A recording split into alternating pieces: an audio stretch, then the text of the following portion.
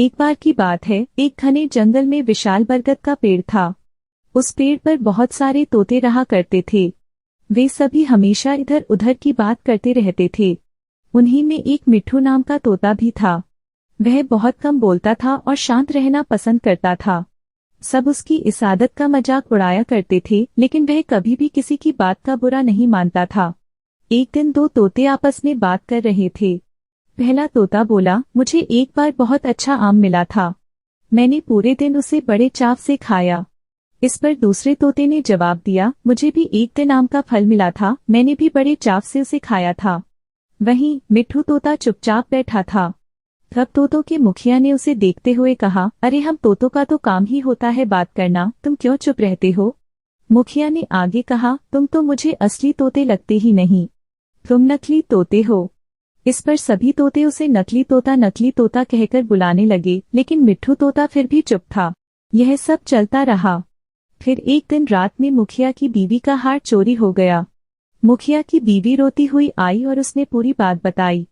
मुखिया की बीवी ने कहा, किसी ने मेरा हार चोरी कर लिया है और वो हमारी ही झुंड में से एक है। यह सुनकर मुखिया ने तुरंत सभा बुलाई। सभी तोते तुरंत सभा के लिए इकट्ठा हो गए।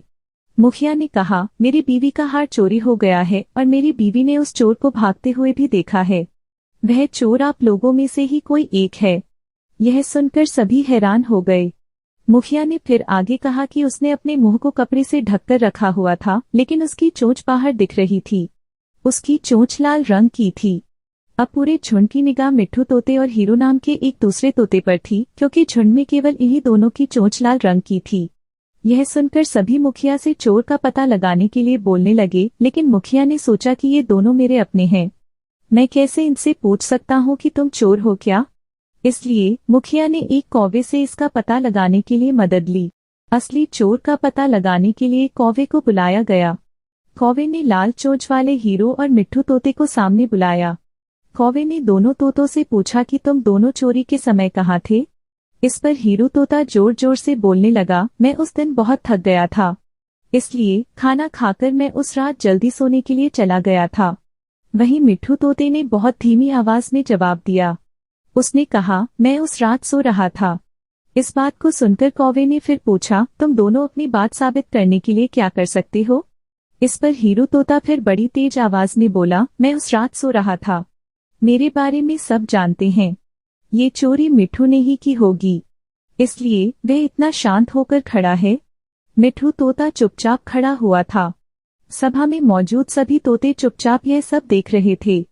मिट्ठू तोता फिर धीमी आवाज में बोला, मैंने यह चोरी नहीं की है। इस बात को सुनकर कौवा मुस्कुराकर बोला कि चोर का पता लग गया है। मुखिया के साथ साथ सब लोग हैरानी से कौवे की ओर देखने लगे। कौवे ने बताया कि चोरी हीरू तोते ने की है। इस पर मुखिया ने पूछा, आप यह कैसे कह सकते हैं?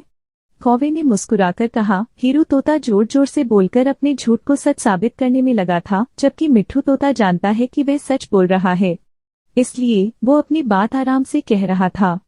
कौवे ने आगे कहा, वैसे भी हीरू तोता बहुत बोलता है, उसकी बात पर भरोसा नहीं किया जा सकता है। इसके बाद हीरू ने अपना जुर्म कबूल कर लिया और सभी से माफी मांगी। यह सुनकर सभी तोते हीरू तोते को कड़ी सजा देने की बात कहने लगे, लेकिन मिट्ठू तोते ने कहा, मुखिया जी, हीरू तोते ने अपनी गलती मान ली है। उसने सबके सामने माफी भी मांग ली है। उससे पहली बार यह गलती हुई है, इसलिए उसे माफ किया जा सकता है। यह बात सुनने के बाद मुखिया ने हीरू तोते को माफ कर दिया।